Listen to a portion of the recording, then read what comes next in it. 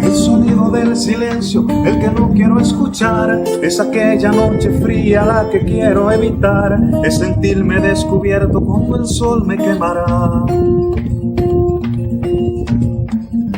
¿Para qué seguir riendo cuando siento que no estás? ¿Para qué quiero los mares si mi barco se hundirá? ¿Para qué seguir viviendo si a lo lejos tú estás?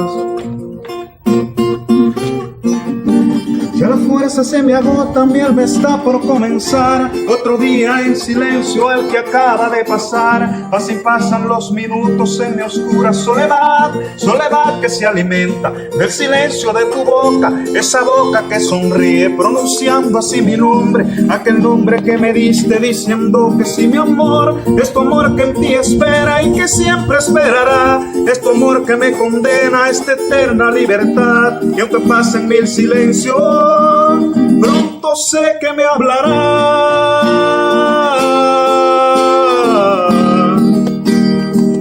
Pronto sé que me hablará.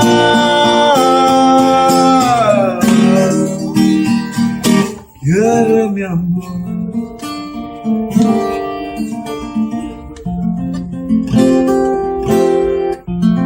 El sonido del silencio, donde sé que escucharás el susurro de mi canto y el grito de mi llamar, el llamado de mi alma pidiendo tu libertad.